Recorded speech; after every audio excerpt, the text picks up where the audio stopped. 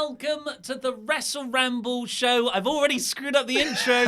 I meant to say the title of the video. Was that the best WWE Brawl ever? I'm Ollie Davis. This is Luke Owen. Welcome to the WrestleRamble Raw Review Edition, where we are sponsored, of course, by beer52.com. Head over to beer52.com/WrestleTalk. The link is in the video description below to get your free case of craft beer. UK viewers only. We'll be tucking into that one later with my new wrestling theme. Who's this chap here? Bottle opener. Oh, very, very nice. It's El Tiny Door. Absolutely. It's going to open them up there. El Beerador. And let's all say hello to Randy Andy Datson. Hello. Stop trying to get yourself over, Randy! He's wearing his own T-shirt that he made himself. I did not make this myself. Made it himself. I didn't. Nate Craver made it. He's a very nice man. Anyway, so you want to talk about this brawl on Monday Night Raw, Oliver Davis? I think everyone wants to talk about this because the other options are getting sad about Kurt Angle or laughing at Finn Balor. And we will do those things. Hold on. Blah, blah. We will do those things. But let's start off with positivity because after being the most overbooked feud in recent memory, so many elements and weird plot lines have been crammed into the Ronda Rousey versus Becky Lynch versus Charlotte Flair main event storyline in just 2 months. Arrests, suspensions, injury angles, hold harmless agreements, More suspensions. Royal Rumbles, Apologising.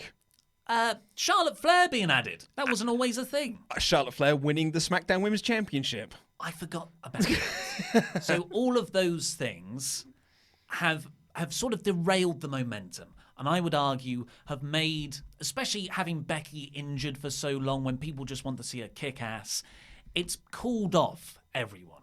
But credit to WWE, in one 10-minute bout of insanity with this crazy go-home angle, which is another arrest angle, they've won it back. They've made this match the most anticipated thing on the card. They do still have SmackDown, though.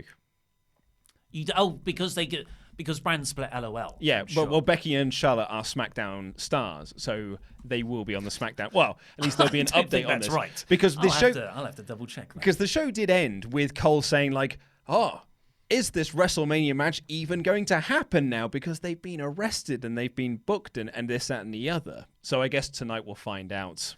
What is it with WWE? Just give us a match. I know we all know the match is going to happen. Stop saying you want the match, you can't have the match. Kofi's in, Kofi's out. So I'm split on this angle. I really liked it.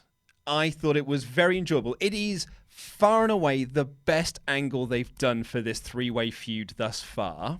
Yes, for the three-way feud, because of course Ronda versus Becky go all the way back to Survivor Series. That was far and away the best thing. But, like, since this triple threat thing, since the Royal Rumble, this has been the best angle they've done for this feud since then. Yeah, together. Because the Ronda stuff with her husband was very, very engaging. Yes. But he's not. But to actually build the match as opposed to just build one person. I got you. However, I did laugh a couple of times, and I don't think I was supposed to laugh. It's sports entertained. Perhaps that's the best way to put it. When Ronda drove the car, I laughed. That was brilliant. Because it was hilariously... It was bonkers. That was the best way to describe this. It was bonkers. So let's sort of do a play-by-play of what happened. There were a few... Well, first of all, Stephanie McMahon opened the show by saying, haha, I'm in the three-way main event as well now. Psych, April Fools, which would be hilarious if, it wasn't so goddamn infuriating. It's like WWE going, yeah, we've screwed this one up. And, Yep. Hey. Jokes. Which was actually quite frustrating. But she said it's going to be winner take all at WrestleMania.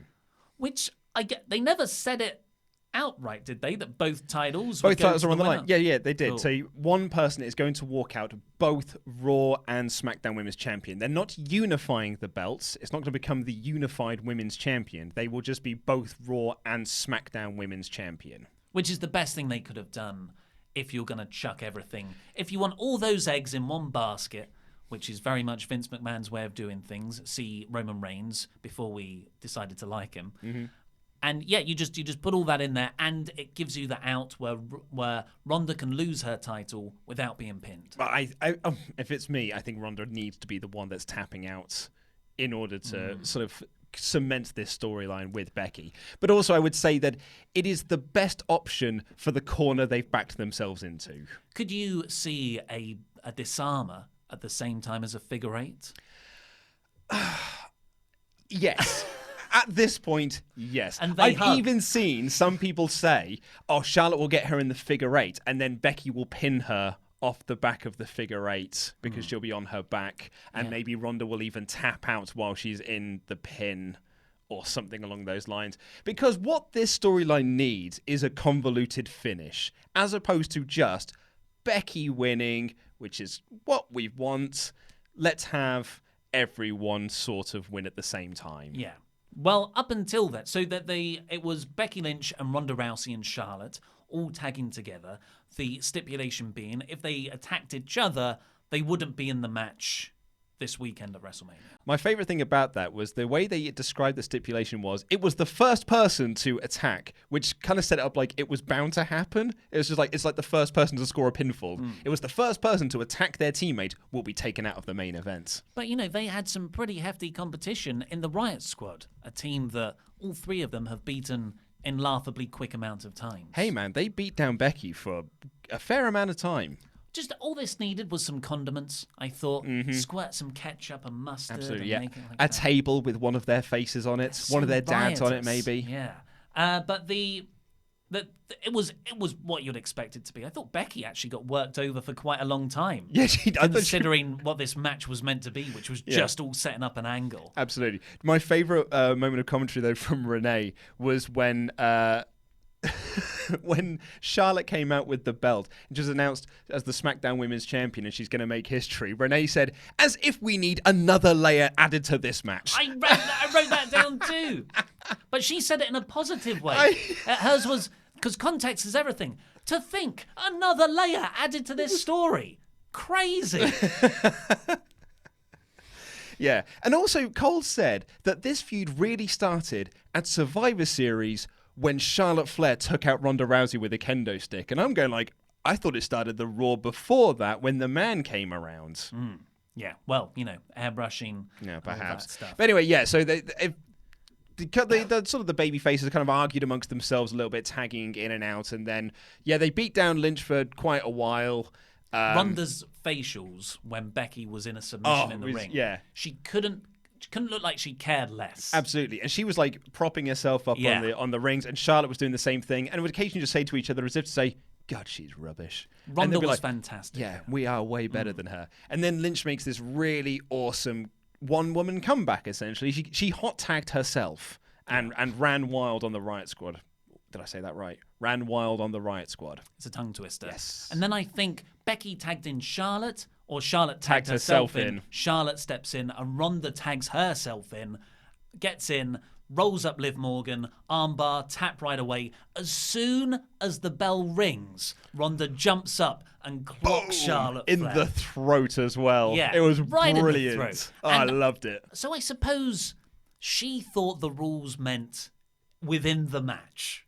Yeah, You can't attack each other within the match. Well, the commentator said that as well. Because the match was over, so she's allowed to attack her now. So why did they call the police? Because security were getting beaten up as well. Because security ran down to try and break them up. And then Becky, Charlotte, and Rousey started beating up all these Which was security great, folks. which was great. All great. Then the cops came down and started arresting them. Because usually there's another layer there, and that's the Ascension and Tyler Breeze. Yes. The undercard come out to break you up. I thought you meant the ascension as in the literal sense of like an ascension of tension. No. No, you mean the ascension. Forgotten for tag team. Wasteland tag team, Victor and Connor. They were too busy earlier in the night licking their wounds from the Battle Royal spot. Yeah, they didn't get to touch the trophy enough. Absolutely. So they're all I thought it would have been good to have them, because I love this angle. I'm not split like you are. I thought it was so much fun and exactly what this crazy feud needed. I'm not saying it's like the pinnacle of storytelling. I'm just saying I was not interested in this feud, and now I'm very excited for it. But it reminded me, I was thinking, when's the last time WWE did a great brawl like this? Because they went through a period where they did it all the time, and it didn't feel as special every time they did it. But it was Brock Lesnar versus Samoa Joe in 2016, 17. Great Balls of Fire feud. And those were fantastic. And I think they had about 2 pull-apart brawls. And part of that is because a lot of the locker room emptied and tried to keep them apart. I thought if I was to add one thing into this, apart from have this angle close the show, Well, no, you got to get that Baron Corbin main event in, mate. Would be to have the wrestlers run out rather than go straight to the police, straight to cops. Yeah. If I was to make any change to this, I would have removed the commentary because the commentary was very, very bad for this. I don't get this mentality of having Michael Cole say, God, Becky Lynch is the worst. I can't believe she attacked a defenseless Ronda Rousey. I'm like, she's the heel. Lynch is the babyface. You're the babyface announcer. You're supposed to be behind the. Can you imagine if Jim Ross kept saying this about Stone Cold when he was doing all of his? Can't believe the audacity of Stone Cold to attack Mr. McMahon like that. It's really reprehensible behavior. And then Renee to say this is very unbecoming of the women. And I'm like, come on, guys, stop making this feel lame. This isn't very ladylike. Exactly. Why would you say that to build the main event of WrestleMania where they're gonna fight?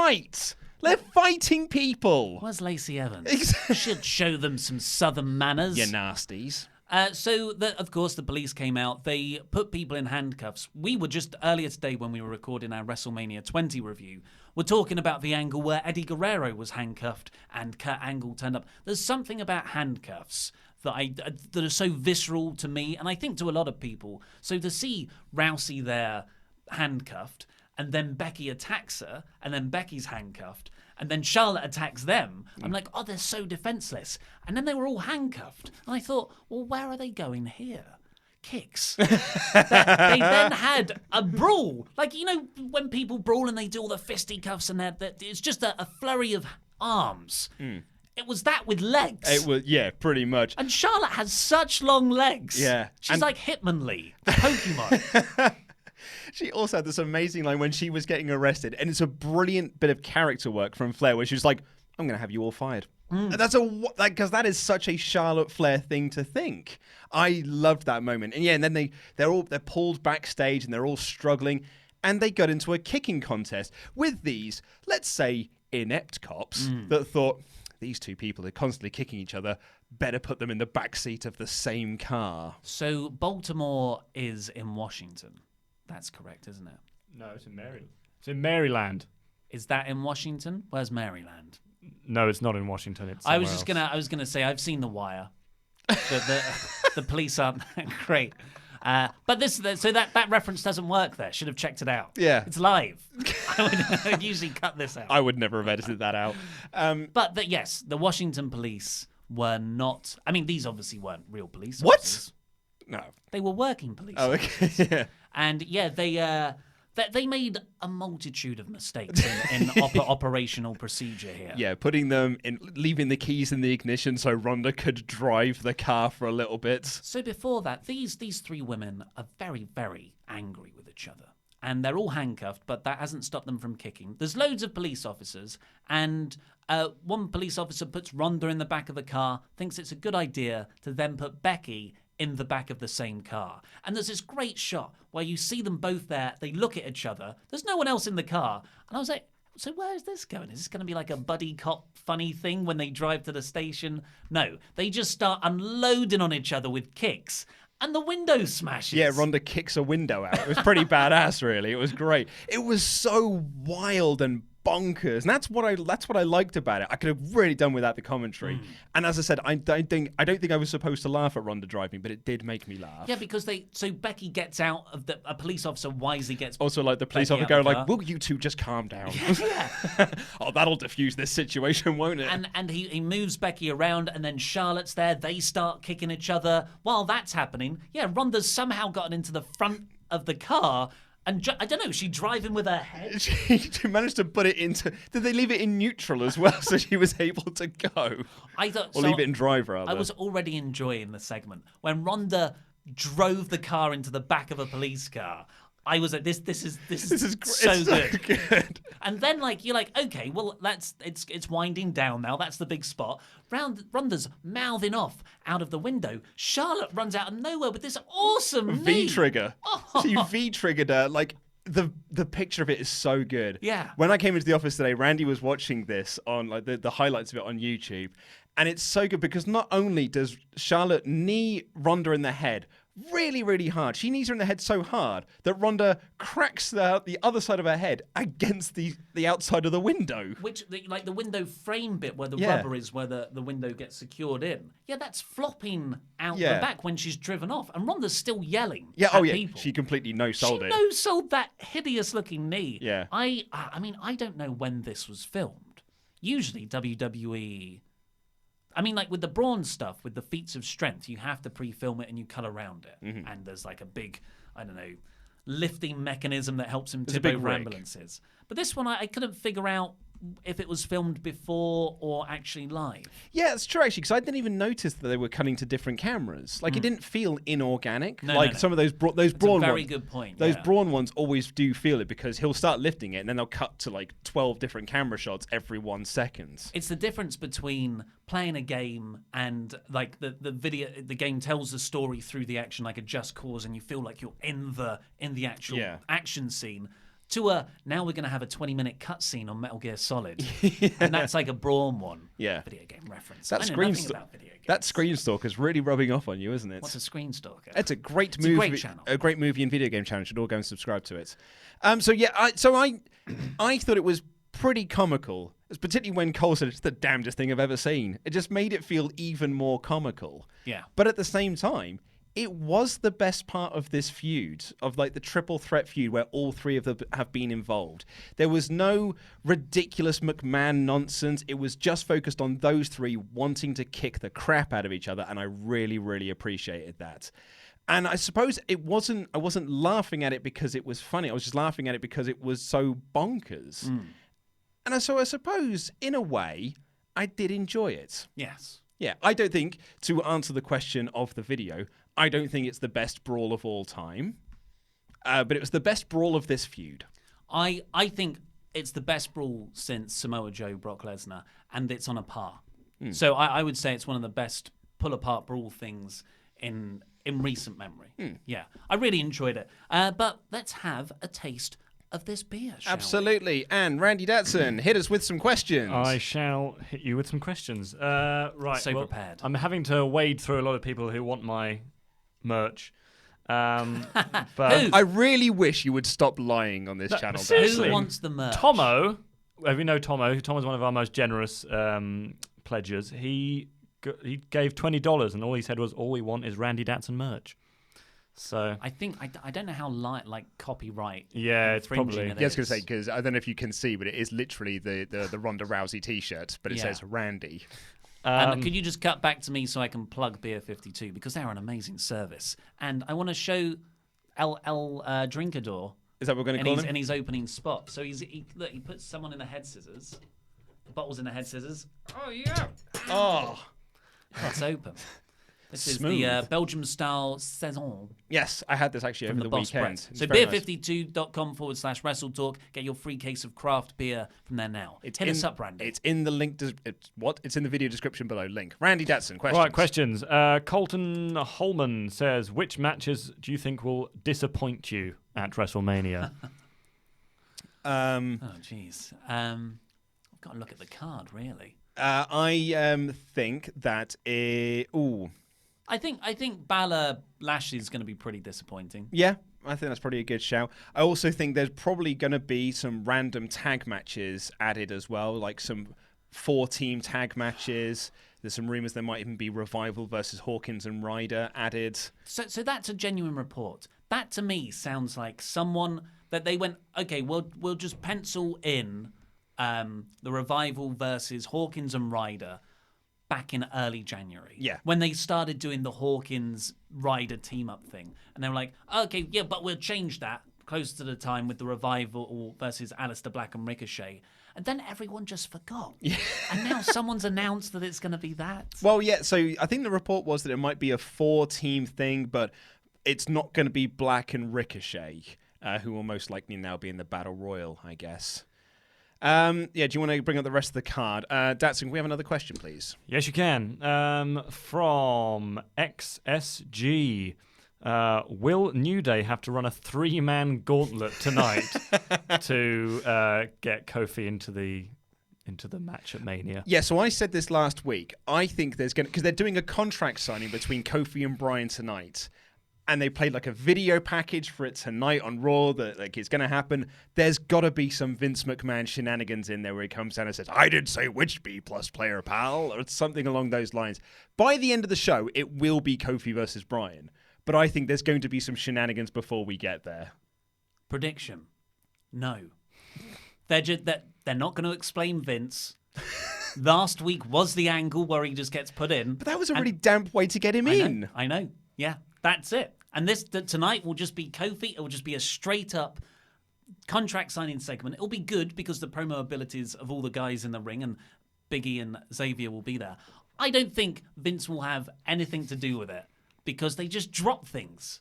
They just drop things and then decide, no, we'll do this now. Yeah, remember when Triple H and Stephanie were involved in the Triple Threat? What Triple Threat? The Triple Threat main event. Yes. Oh, yeah, for the women's stuff, for the lady people, yeah. Yeah. Datsun, more questions. Kyle Jenkins says, Leroy Jenkins! Sorry, I read that wrong. Leroy Jenkins says... No, it's not Leroy Jenkins. Why did they all put them in the same car? In the same police car? Well, they didn't put all of them in there. They only put Becky and Ronda in because they're not real policemen, I think. Police officers, I should say. Policeman officers, yes. Because they should have put Charlotte in the middle seat. Because then they wouldn't have been able to move around and kick so much. There wouldn't be enough build up for the strength of the kicks. Yeah. Although Charlotte's got long legs, she'll need to sit in the middle. Yeah. She'd have not only kicked out the window of the car they're in, she'd have hit another car that's parked next to it as well. In my mind, she's like 8 foot tall now after seeing those legs. She'll stand up and her head will go through the roof of the car. Datsun, we got any more? Yeah, we got plenty more. We got Vandalia1998 says, people are always saying that the NXT call-ups aren't used to their full potential, which got me wondering, are the NXT call-ups the majority on the main roster or the minority? Because there have been so many now. Well, yeah, I think they are the majority now, but I don't think you can argue that a lot of them are flattened out. Like, how many of those NXT call-ups are main eventers? Well, pretty much, and pretty much everyone is NXT anyway. Like Roman Reigns is technically NXT. Seth Rollins. Yep. Drew McIntyre. Drew McIntyre. Yeah, such a well over 50%, if we're talking majority, have come through NXT at some point. But yeah, so many of them have been flattened out. Yeah. Unfortunately, the best people were already good elsewhere, and then they went to NXT, and they were pretty much just as good. And then they were called up, and then they've been flattened out. Yeah. One more. One more, please, Datsun. One more. We'll do some more questions later. Let me pick a good one. Big Loki says, if they unify the women's belts, should they bring back the Divas belt? Yes. Yes. Just to screw with everyone. Yeah. Just for the company to heel turn. Yeah, why not? Yeah. Why not? That butterfly belt was very attractive. No, they should name it something more derogatory than Divas. Yeah. I don't know what that would be. The Women's Evolution belt. The Women's Evolution belt. That could be the Intercontinental title second belt we were talking about. It's the WWE Evolution Championship. Yeah. Plenty. Although knockouts. It'll probably look a lot nicer than the Andre the Giant Memorial Battle Royal trophy this year, which looks like it's made of chocolates. So we need the obligatory Andy saying the Women's Battle Royal trophy is worse looking. Yeah, it is. It looks like a giant uterus, which isn't a good thing. Yeah. I feel like none of us can talk about the Andre the Memorial Giant Undercard Royal battle without you then saying, but the women's one's worse. Yeah, this is a bit of a fun fact here for the WrestleTalk office. Whenever we do mention anything, Randy feels like he has to say that women are worse. Oh, no, come on. That's not true. That's We're not true. joking, We're we're joking. just That's not joking. true at all. Okay, so Raw. Did you try some of this, by the way? I did. Well, actually, as I said, I was drinking this over the weekend, and I thought it was delightful. What did you think? Yeah, it's very, very tasty. It's a saison that I'm not usually a light beer man, but that is very tasty and hoppy. Like Belgian beer. Because Belgium, actually, yeah, you know when I said like my top 3 places in the world were, I say Toronto, but I actually meant Vancouver, New York, Vancouver, and Liverpool. I got to put Ghent in there as well, in Belgium. Ghent's amazing. So that's number 4. Yeah, I'm going to say it's number 4. Yeah. Turned heel on Ghent. Well, I mean, it's not The world is my favourite place. it's not my home away from home like Liverpool is, and it's not as like. It's not as like I really want to live here like Vancouver or New York. Now we're live. We can do this. Any people from Ghent? Any people from Ghent watching? There's a I'll delay. let you know about 20 seconds.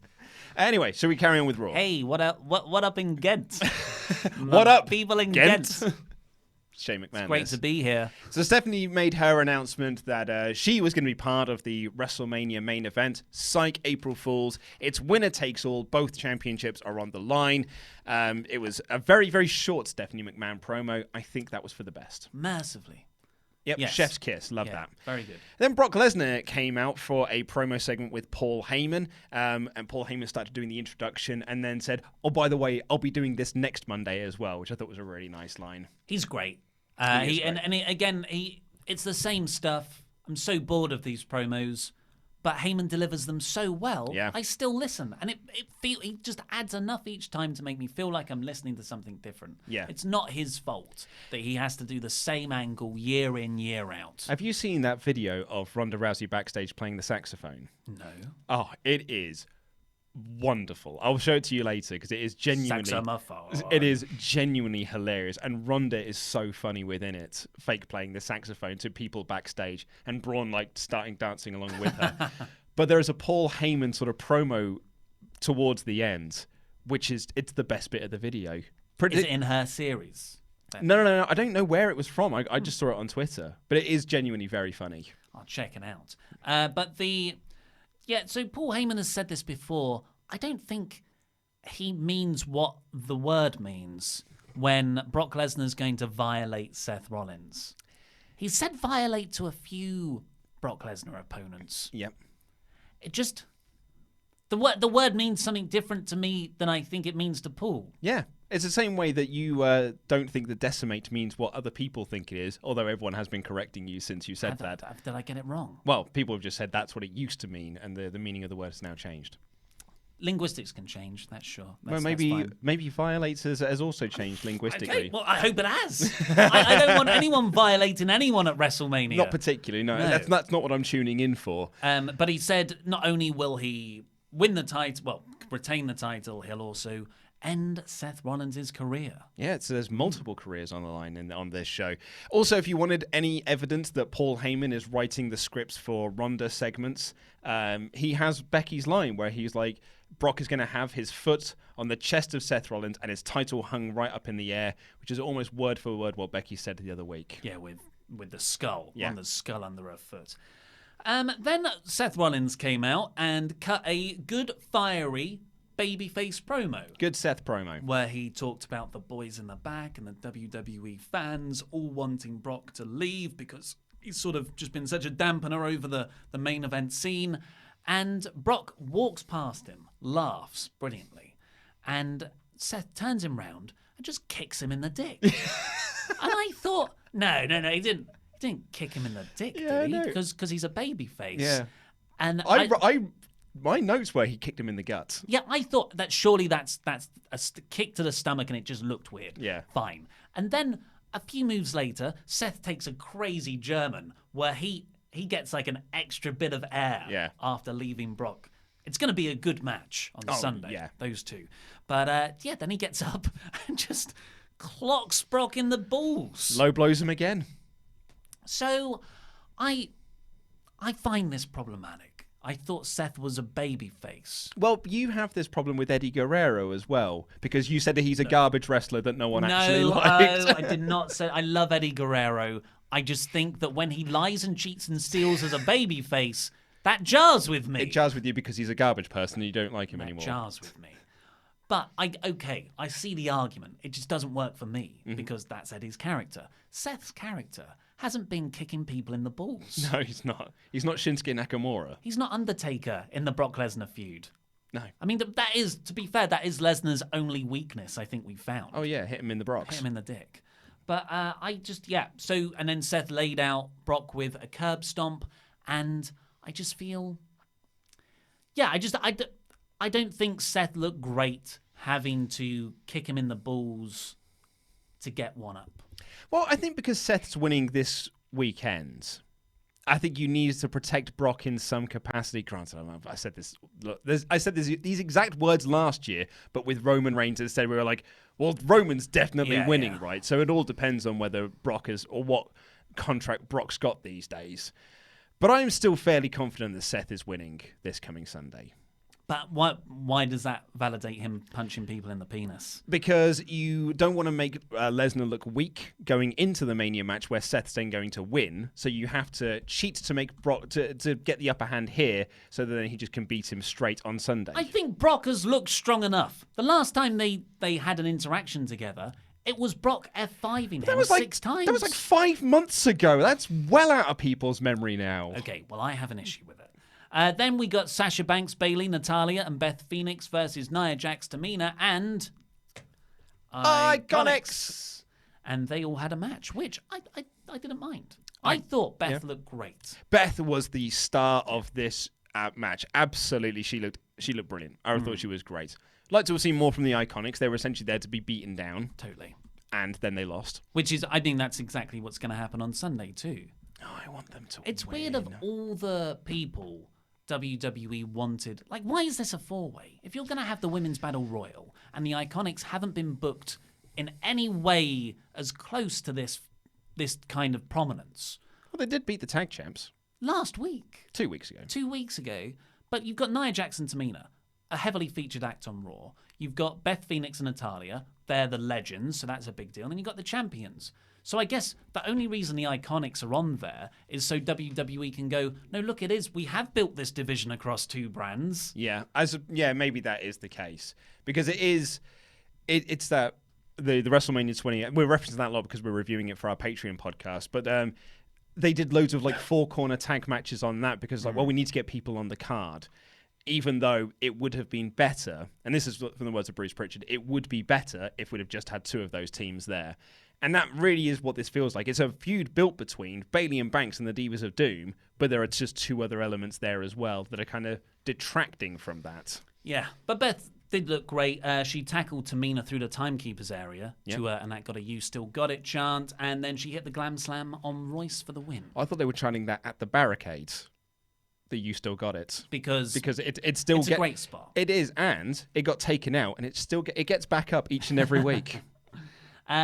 So the baby faces won there, and there was some sort of tension between the champions and the legends afterwards. Yeah, I liked when because it was Beth that got the win, and the first thing Bayley and Banks did was demand their titles so they could hold them up in the air and show that you may have got the win, but we're the champions, so we're better than you, clearly. But it's a bit of a dud. It's a bit of a dud feud. Yeah, to answer that question of what might disappoint at WrestleMania, I mean, this is getting max 6 minutes, 8 minutes maybe. Not with entrances, maybe with entrances. Speaking of WrestleMania, I think I'll be happy not to hear that One Republic song ever again. Yeah, it's not fun. Nope. It's not, give me the green light. Because I'm ready to go. I can still remember the dance routine. I'll be happy not to hear that one. Although I think it's better than the other one. What was last year's? No, it's in because they've got 2 themes for WrestleMania. There's the one that's for the video package that countdowns the amount of days, and that one is a lot worse than this One Republic song. Why can't Elias just do everything? He's a Grammy Award-winning artist. I suppose you could always ask him. So next up we had Batista. Big Dave walked down to the ring wearing a red jacket, and he had his red sunglasses indoors. I think it was just a gold nose ring, not a red nose ring. He wasn't heel mode today because he was in his hometown of DC.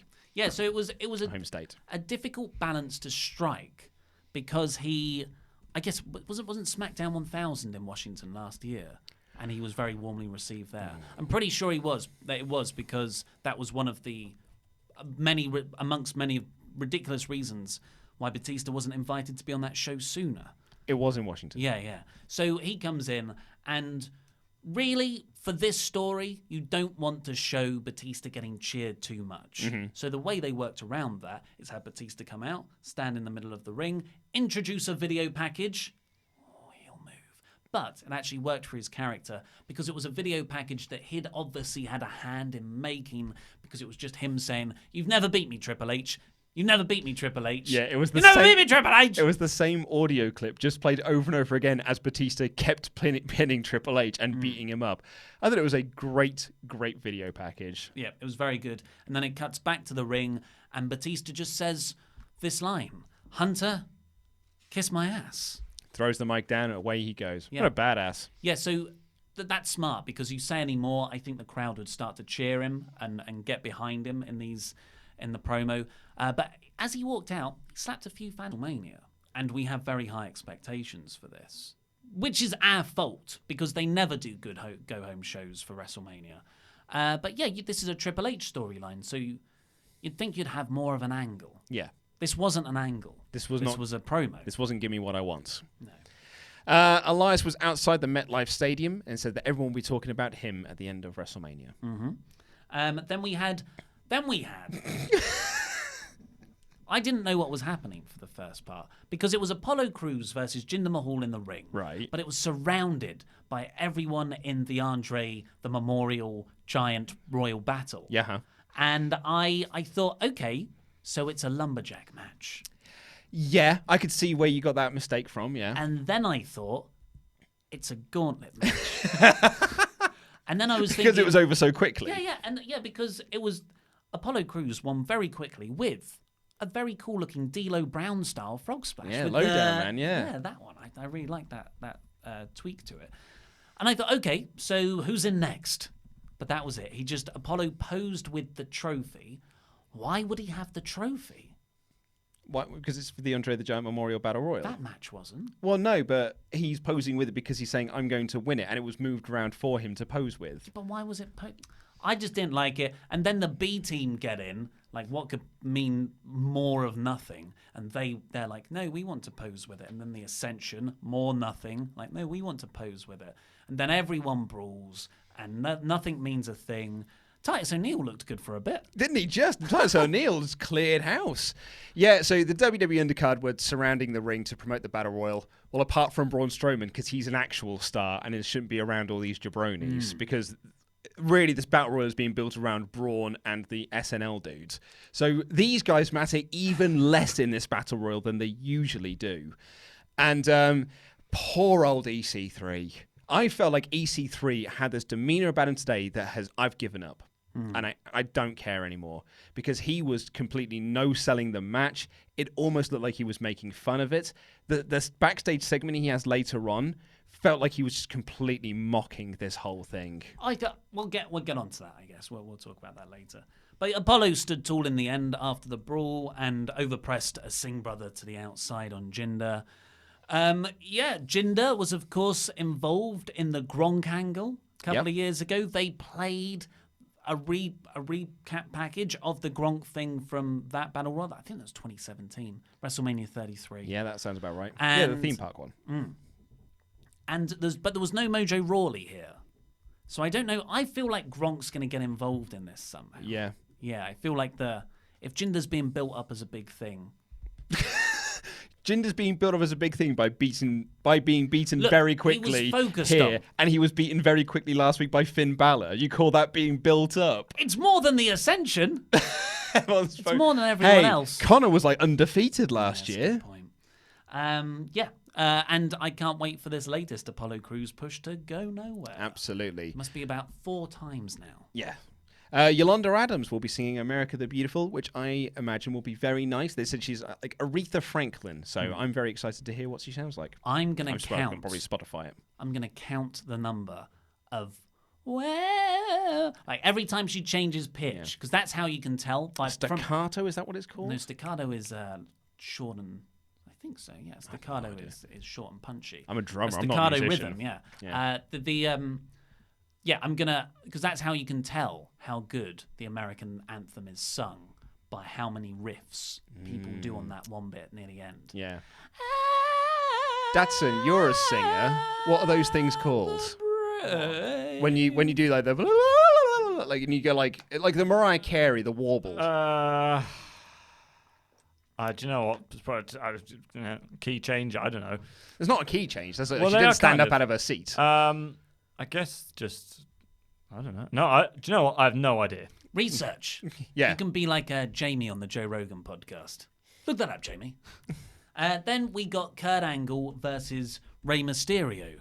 Or did we? Because what's the point about getting excited? Look, they Hey, you got your Rey Mysterio match. What more do you want? They promote all these matches, and then they're like, nah, we're still going to give you Baron. Well, we're definitely going to deliver on Baron, but we're not going to deliver on any of the ones you want to see. Yeah. But, maybe I don't want to see them because it's been quite depressing watching Kurt wrestle. But again, over the last few weeks. like I said last week, maybe tonight we're going to get Kurt and Rey versus Joe and Baron in a tag match to promote both of those, because they've not exactly done a lot to build Rey versus Joe for the United States Championship. Have you noticed how you don't often get SmackDown stars on Raw? Oh, sorry, the other way round. Yeah. You don't often get Raw stars on SmackDown. Well, that's because they're actual stars. You get a lot of SmackDown stars on Raw. That's just got his hand up. He's found it out. Well, I didn't, but people have. It's called a vibrato. Oh, I was so Or close. some people are saying it's called runs, but I think that's something you get if you eat too many curries. Vibrato. Yeah, I was very close. Vibrato. Very close. Yeah. Thank you very much, everyone. We very much appreciate your Who input. needs Google when you've got Super Chat? Exactly, because we think. Well, actually, I would say these people are better than Google. Yeah. I mean, these Overall, people we've got a probably pay better hit taxes. rate. Yeah. But like Google, you can pay to have your results stick at the top for longer. So Kurt Angle came out. He said this is the last time he'll be on Raw, which was a weird thing to say because he's been wrestling the matches, and up until now he's been saying my last match on Raw. But the last time on Raw, I mean, I don't want to see him back as an authority figure. He was crap. But also, we don't have authority figures anymore. They're antiquated. of course. But, it was weird. That way of phrasing it suddenly seemed a lot more final. I just assumed he'd be backstage or doing something afterwards. Yeah, no, I've got to agree. And especially with the announcement he's going to be at StarCast 2, really does feel like this is kind of the end of the road for Angle. And maybe that was always the Avengers intention. Endgame. Yeah, and that was always the intention of this. But it's weird because this farewell tour has been so underwhelming that it's never actually felt like it was a real farewell tour. He hasn't even got a T-shirt with all the dates. He's got his new one now that says, "Thank you, you suck." But he should have the dates and the matches of the farewell tour on the back. Yeah, that would have been good. But he says quite genuinely, from the bottom of my heart, thank you. And then he introduces a video package. This was okay. And because it was such a good video package. And God damn it, Kurt Angle is great. Was great. Yeah, absolutely. It was just it was the most amazing video package. And that's I wrote in my notes, this farewell tour deserved so much better. Because these were so many great moments in there, even showed some of the comedy moments, like Sexy Kurt and Cowboy Kurt, the milk truck and things like that. Well, Triple H's talking head said, hey, the best thing about Kurt Angle is that he can poke fun at himself. I was like, oh, what? Not the Olympic gold medal he won? Not the fact that he was one of the best in-ring wrestlers in the company at the time? Oh, yeah, it was that he could do comedy segments. Well, no, because you've got to remember, in Triple H's mind, Kurt's not handsome enough for Stephanie to fall in love with him. Therefore, the storyline has to be dropped. I should probably be the champion again. So this was, I mean, there were so many clips. Like you've said some there, the face-offs with Shawn Michaels and Brock Lesnar. The Undertaker. They're even an out-of-character American badass thanking him backstage, which is really rare to see on WWE's product. Him hanging out with Cena, The Rock, the belly-to-belly on Shane McMahon through the King of the Ring glass. Mate. God. Rough bump, that. But then you get all that stuff, and then he goes, and then I broke my neck, so I had to go away for a bit. Wait, 11 years. Yeah, essentially it was, I have to go now. My planet needs me. The cell being lifted off. You have that bit, and then it sort of, goes down to black. and then it comes back up. Hey, He's I at the Hall of returned. I'm Fame. back again. Yeah. So 11 years main eventing TNA, Oh. IWGP Heavyweight Champion. Nope. None of that, mates. Nah. It just disappeared for a bit. Some of his best matches ever. Oh, yeah. Okay, yeah. He just rode off into the sunset for a little while. I don't get that. They get TNA footage for episodes of Table for 3. Well, that's a network thing. It's for hardcore fans. Hardcore fans will know that he went to Impact, but Raw's designed for casual fans who they saw him on Raw 1 week, then he disappeared, and then came back 11 years later. So in their minds, he did just disappear for 11 years. You're right. So it comes back from Me that. and Vince are right on. We're so in. I hate you, Bruce Pritchard. So it comes back to the ring after this really, really touching video package. And Kurt looks emotional. His eyes have welled up. And I thought, you know what? I hope they just let him have this moment. Nope. Baron Corbin out quicker than... What's quick? Sonic the Hedgehog. Quicker than Sonic the Hedgehog. And on a very fast treadmill. And he says, you're old. You can't move properly anymore. And I'm going to beat you on Sunday. And I was like... You're right. He is old and he can't move anymore. It's like the man in the ring struggles to put his jacket on. Yeah, so I just thought sometimes, like Chris Jericho always said this in his first book, and it was a real eye-opener for me, that when you cut a promo, you don't want to like really chip away too much at your opponent, because if you beat him, you've beaten a nobody, and if he beats you, you look worse. Yeah. So when Baron said those things, maybe I'm just saying that because I love Kurt so much, but I just thought those were... No one looked better coming out of that sentence. I just figured that Kurt Angle was weepy because he realised my final match is going to be against Baron Corbin at WrestleMania. Yeah, and as well. Let's be honest, that I know a lot of people are very, very adamant that it's not going to happen and it's going to be John Cena or it's going to be The Undertaker.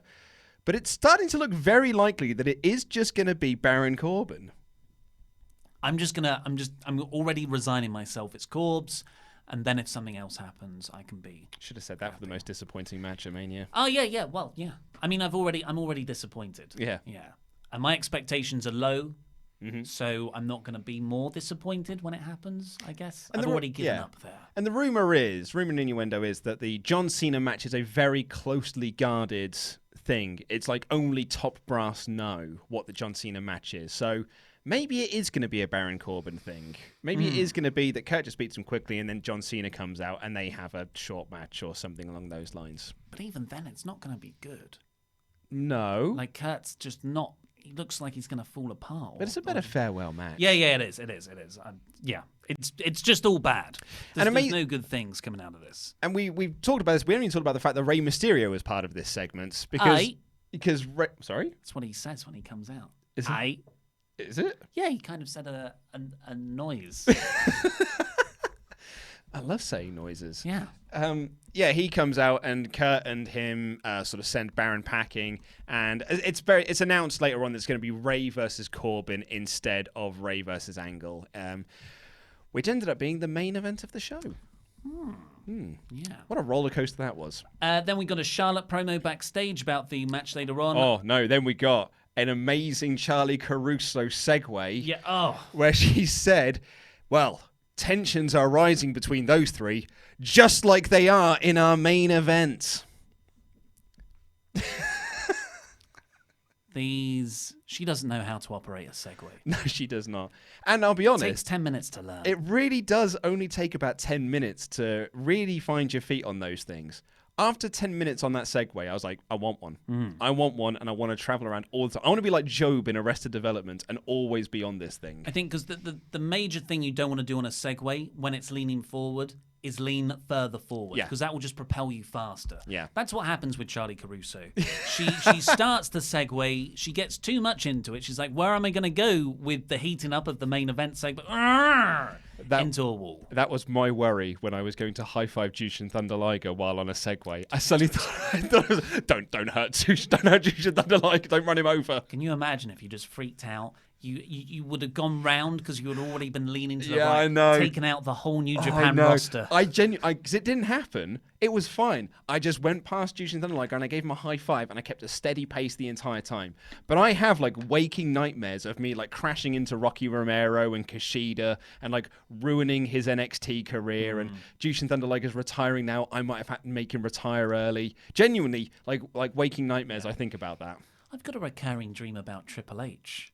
I bet you do. Saying that it's time for my match. I'm like, I don't know what match. What match? And he's like, it's time for the match. Yeah. And I get in there, and I'm really good. Oh yeah. Yeah, But yeah. who's It's it actually against? it works out really well. Who's yeah. it against though? It's with Kurt actually. Oh yeah. Yeah, and we have he carries me through it. Oh thank God. Yeah, no, it's nice. He's very good. It starts off very scary, but then it's actually really okay. It's a weird dream. But then we got Ricochet and Aleister Black, of course, the well-known established tag team from NXT, taking on the Revival. But this was a new version of Aleister Black and Ricochet because this tag team now has sound effects on their entrance. Do they? Because they weren't getting over through their matches. So now to get them over, when Ricochet pulls back his hood, lightning sounds go off. I thought there was something different. Is that what it was? That's what it was. I went back and watched it a few times to make sure I'd heard it right. And then when Aleister Black's making his entrance, there's a big creaking sound as like the coffin I thing just comes thought there up. was something wrong. Yeah. I heard the creaking sound. Yeah, no, they put sound effects on there now because that's what's going to get them over. Okay, the Ricochet one works, I think. Of course, the sound of thunder, not the sound of lightning. You're absolutely right. Do But apologise. the Aleister Black felt a little bit Munsters.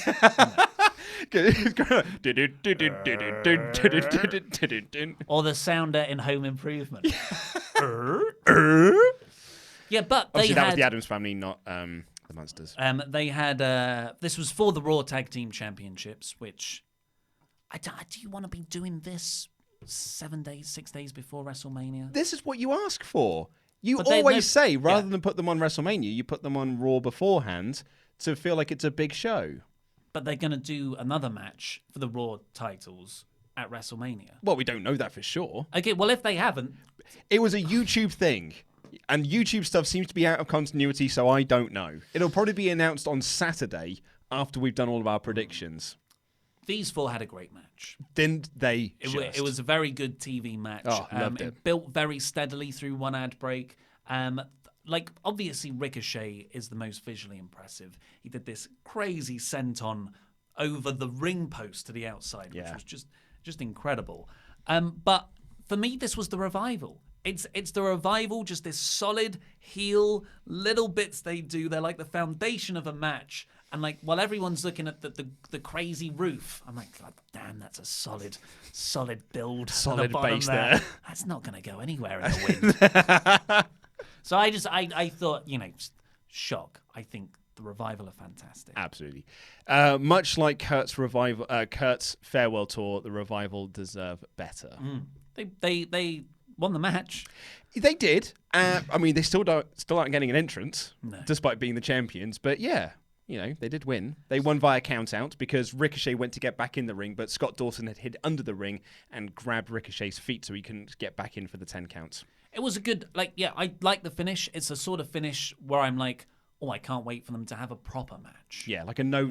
I thought they were going to announce like a no count out match or like and use this finish to set that up. But The problem is they've had, if I'm not mistaken, they've already had a lot of proper matches. oh yeah, this is the third match they've had. So, what are you going to do? But Black and Ricochet stood tall at the end and beat them up with their finishers. Then we got Charlie Caruso trying to talk to Ronda Rousey, but she was too busy shadowboxing. Yep. Trying to cut a promo while shadowboxing, which made it more terrifying. Yeah. She's so good. Mm-hmm. Sorry, was that? I thought Datsun got excited. Do you want to do a question, Dadson?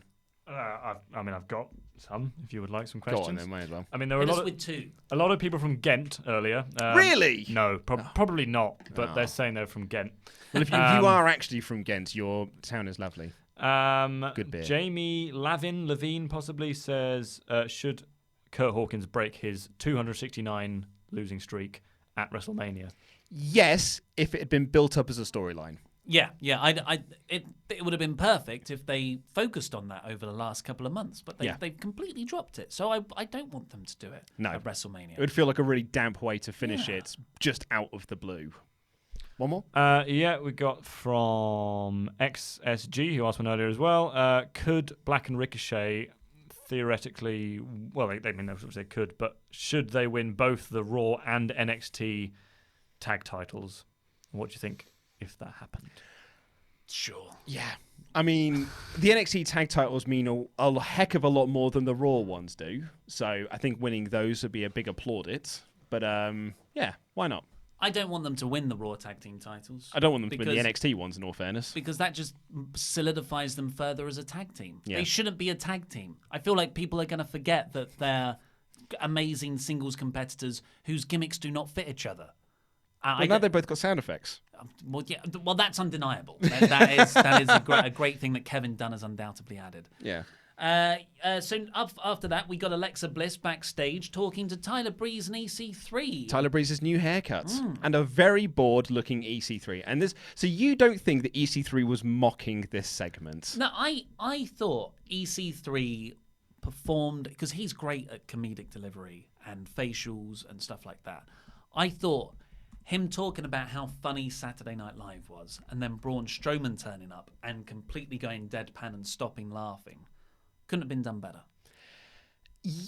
I'm going to very much disagree with you here, because I thought EC3 was... Because I thought he was mocking the SNL guys being funny. And it was only when Braun Strowman showed up and said, "What are you laughing about?" that I was like, oh, he was meant to be laughing seriously at the SNL stuff. Mebs.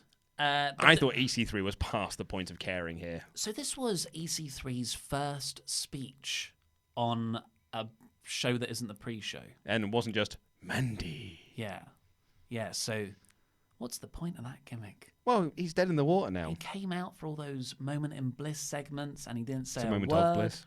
What did I say? Moment on bliss, I think. Hey.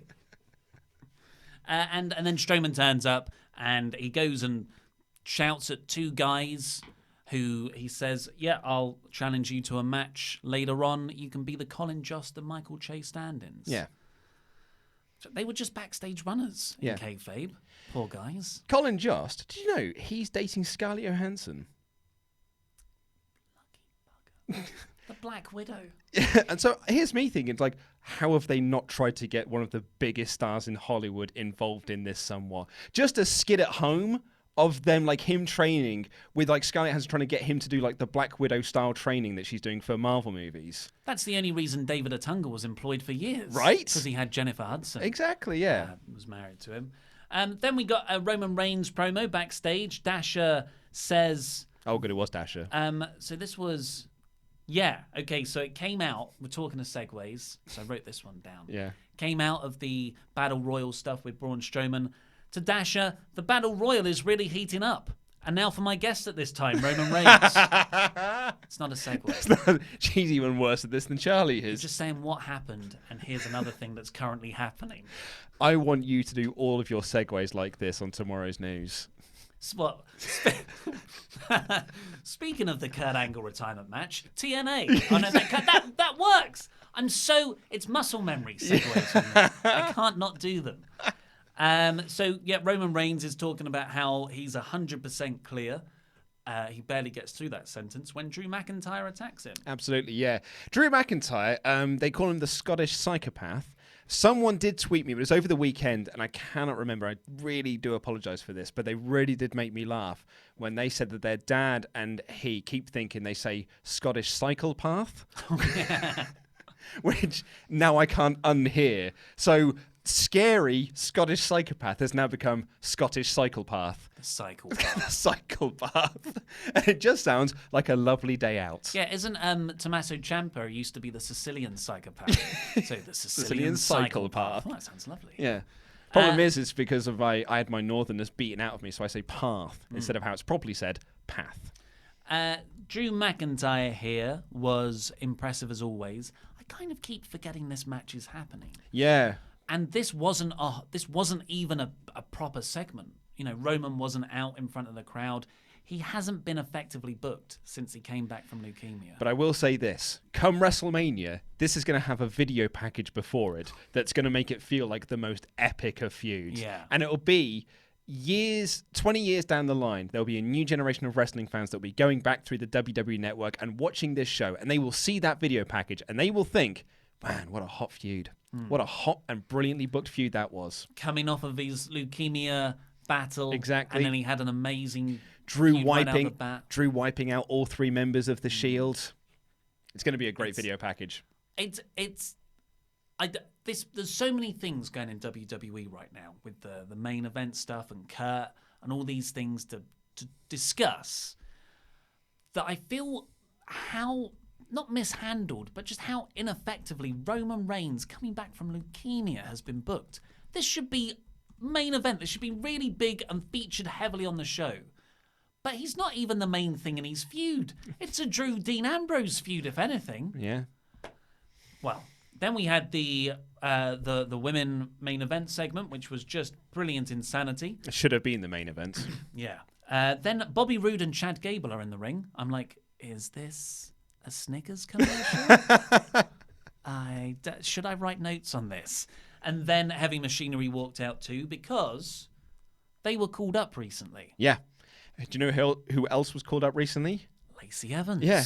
Corey Graves, probably my favourite call of the whole match because he clearly was not serious when he said this. Oh, during a match when Lacey Evans made her entrance. And like, what a terrible job Lacey Evans did of distracting people because she distracted no one and she just Thanos'd away and the match continued like nothing had happened. Do you think she was meant to walk out in a different match? She was meant to be facing Asuka for the SmackDown Women's Championship. That was one of the planned matches for WrestleMania. It's the whole point of this walkout thing. Yeah, so the Lacey Evans walkout played into nothing and Otis and Tucker pinned Chad Gable. Crowd were dead.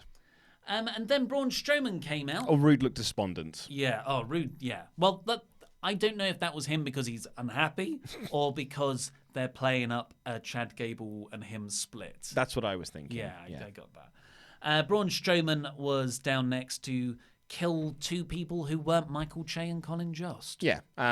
Killed them with a double power slam. Looked impressive. Crowd liked him doing the big runaround spot. Yeah. Then Bobby Lashley came out. Here we go.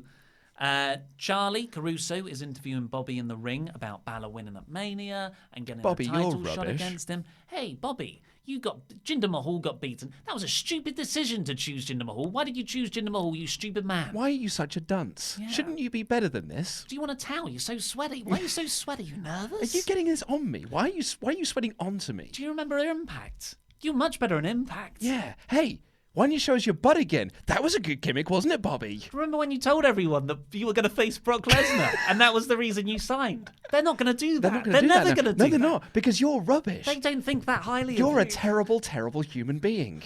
So Leo Rush answers for him and just says that... That was word for word what she said. Yeah, Rush was like, it was a fluke that Finn Balor won and all this nonsense. But what about the rumours that the demon is going to be here? And he said, I don't care about demons. So Finn Balor appeared on the Titantron and he said that he's a man that has demons. And smoke started to fill the shot. Snoop Dogg walked in. Yep, Snoop Dogg walked in. I was making some food in the oven. That's usually where that goes. And yeah, the smoke cleared and Demon Balor was there. And there was a voiceover who said, now my demon will become Bobby Lashley's nightmare. Turned into the demon. It looked lame. And just when you thought, well, that's hokey, he went, bah. He said, and I quote, bah. That's, can you give us your best Balor? Bah. And someone emailed said, it'd have been so much better if he'd have gone, what's up? Yeah, so this was rubbish. It was rubbish. But I laughed so much. I had a proper hearty chuckle at this. It genuinely made my morning. Because I just keep thinking now of blah, and it makes me chuckle. So when does Balor deploy the demon? Well, when you've got a really big challenge on your hand, like Baron Corbin at SummerSlam, or Leo Rush. I don't think SummerSlam was even for a title. No, it wasn't. I think it's because Corbin had been doing some stuff as GM, maybe. So it's a thing. It's a thing that's happening. I would have preferred they just... we don't know, and then Finn Balor appears as the demon at WrestleMania. Yeah, I mean, this match is going 16 seconds. I think this is going to be... They've got a lot of matches to get through. This is entrance, kick, shotgun drop kick, coup de grace. This is Sheamus, Daniel Bryan at WrestleMania, whichever one it was. This is going to be over very, very quickly. It's all about the entrance. It's Undertaker at WrestleMania 20. It's all about the entrance. The match itself doesn't matter. And the main event, after several just boring segments after the fantastic women's brawl, was Rey Mysterio versus Baron Corbin. Just before that, I thought it was worth noting that they've taken pictures for everyone at WrestleMania. Doing this? Not just those fancy graphics. Those are really good. Those are really cool, with this sort of like busting out of the New York skyline, because the MetLife Stadium is in the shadow of New York City, because it's actually in New Jersey, but they don't want to say that. But they've taken like pictures of people, sort of like profile pictures of them posing there in their gear as match graphics, and they've got new photos for everyone except for Shane McMahon. Even Brock Lesnar has a new picture for these graphics. Shane's there every day. Why didn't anyone take a photo of him? Yeah, because he's still got the same gormless, half-smirk babyface picture. I don't think he had a picture taken with the tag belts either. I think they just used the same one and photoshopped the tag belt onto his shoulder. Well, does he just not like having his picture taken? Is he a vampire? WWE's graphics department don't care. We've been through that. They have to change so many graphics because of Vince McMahon changing his mind all the time. They've just like, you know what? I'm just going to drag and drop people and do nothing other than that. It's like me and you making thumbnails. Exactly. Hey, they're not putting yellow circles on it. That's their error. That's what needs to be on the WrestleMania poster. Oh, yellow arrows just everywhere. So Rey Mysterio versus Baron Corbin was the main event of the go-home Raw of WrestleMania 35. So I went on a bit of a roller coaster with this, because Baron Corbin and Rey Mysterio both made their entrances, and I thought, well, I don't think this is the main event. And then I went over, I looked at the video, I looked at the time left on it, and I was like, there's still 20 minutes left of this show. This clearly isn't the main event. And then they kept going, and I thought, but surely it can't be the main event. So I looked again, and I was like, no, there's still quite a bit of time left. This definitely isn't the main event of the show. It was the main event of the show. This was your go-home angle for Raw into WrestleMania, was Baron Corbin beating the challenger for the United States Championship, Rey Mysterio. I like Rey wrestling. I always like Rey wrestling. Yep. I like Baron wrestling. This would have been a fine second-hour match. But you've got different expectations when they're in this slot. And yeah, Baron just beats Rey Mysterio clean. No Kurt Angle stuff or anything. Where was Kurt? No Samoa Joe stuff. And now if Rey beats Samoa Joe, which I'm worried he will. Well, because Dominic's turning heel on him, remember? Oh, yeah. Because Joe's looked pretty rubbish over the last few weeks since winning the belt. That United States title is cursed. So now it's like, okay, so Baron's above Rey, who's above Joe. It made the US title feud look lame. Yeah. And so even when Baron won, I was like, okay, there's 2 minutes left. He's going to get attacked by someone, and that's going to be the replacement, and Kurt Angle's going to be facing them for WrestleMania. Come on. And then Kurt attacks Baron. I'm like, okay, so Kurt's going to attack him first, and then the real challenger's going to come out, and then Kurt just makes them tap. They do a replay of the women's main event segment, and then that's the end of the show. Yeah. Not the hottest of endings I've ever seen for just any episode of Raw, but let alone the go-home show for WrestleMania. I said in my review, maybe that tug of war wasn't so bad. You know, sometimes, Ollie Davis, you do have a point, and you do make a lot of sense. Before we do our Patreon shout-outs, Andy Datson, hit me with some questions. Yes, let's... Tomo, who I'm starting to think has too much money, just gave £20 to say blah again. Well, let's all do it together. Blah. Yeah. Dan or Dam5271 gave us $50 just to say, hello, mate. you guys are, you guys F at $$ing rock. Okay. Hello I was worried from- he was just going to say nasty stuff. Hello from Ohio. I hate to say, you guys are idiots. I hate you. Charlie Caruso us. Yeah. No, Sorry. he says hello from Ohio, so that's nice of him. Yeah, well, That's very Ohio nice. versus everything. It's not Kent. Dan Sky says, Thank you so much, by the way. Was Demon Balor being revealed on Raw a mistake? Should it have just waited until Yes. Yeah, I'd say so, yeah. It should. Mania? Nika says, will Pete Dunne get called up if he loses on Friday? It's pronounced Nike. No, it's Or Nike. Nike. It's Nikeer, Nika. I think, now's the time. Like, he's been ready for the main roster forever. Technically, it's kind of already debuted on 205 Live against Enzo Amore. Well, that was on Well, it was- Raw, though. So it was in the I think if Cruiserweight he's division. heading anywhere, he's having a lateral move to 205 Live. No, Triple H wouldn't let him. I don't think. Okay, Aleister Black, Ricochet, Tommaso Ciampa. Yeah, and the rumor is now that's where Gargano's going. Once they've decided what they're doing, is Gargano's going to 205 Live rather than the main roster. So I think he's heading for a unilateral move and just going to 205 Live. Give us 3 more, Randy. 3 more. How many have you got? I've got 3. Oh, I perfect. think. Why not have both Brock and Ronda as Heyman guys as like an MMA thing? An excellent idea. That's from Mr. One. So the I think he's one of our Patreon pledge hammers. Actually, he came in quite recently. I recognise the name. I mean, the rumor always was that Ronda wanted Heyman to be her mouthpiece because of her condition. She doesn't like cutting long promos. She feels uncomfortable cutting long, wordy promos. So she wanted a mouthpiece, and she wanted it to be Heyman. Heyman's writing all of her stuff anyway, so it just sort of made just made sense. Yeah. But It just makes sense. It just made sense, but I guess they didn't want that.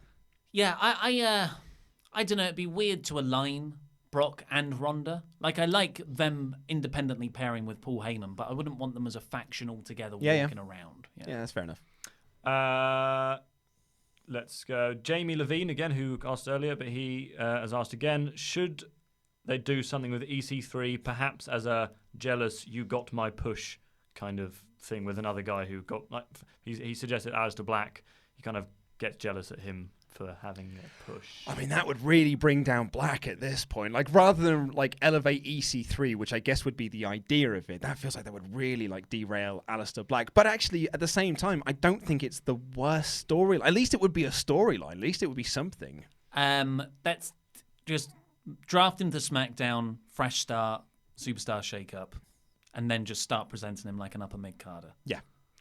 And lastly, Jer Personen asks... the chairman of the board. Exactly.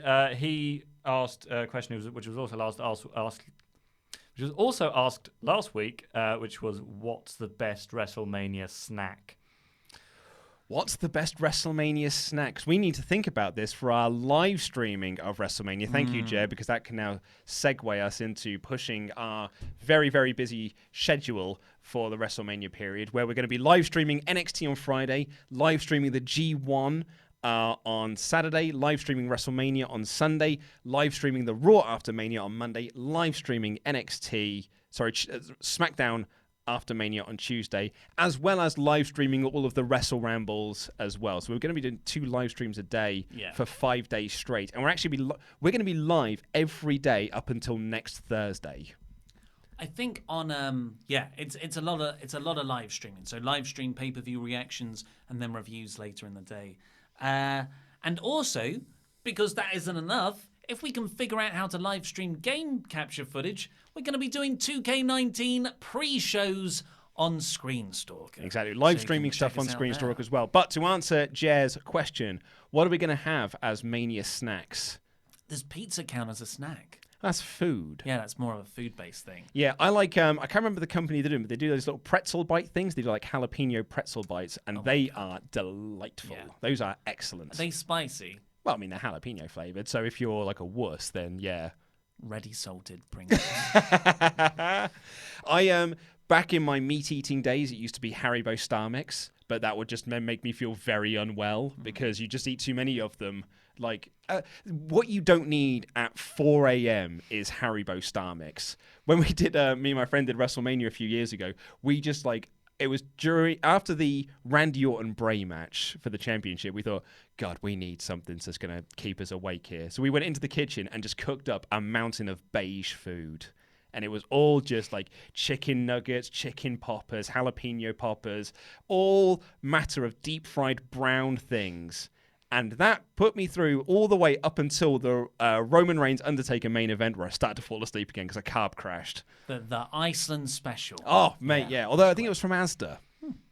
So that's the last question, isn't it? So let's do some Patreon shout-outs. Thank you, Paulie Dangerously Jarman. Yes, Paulie Dangerously Jarman. The Craftsman, Blake Carpenter. Yeah, yes, build us some stuff. Go on, let Andy do one.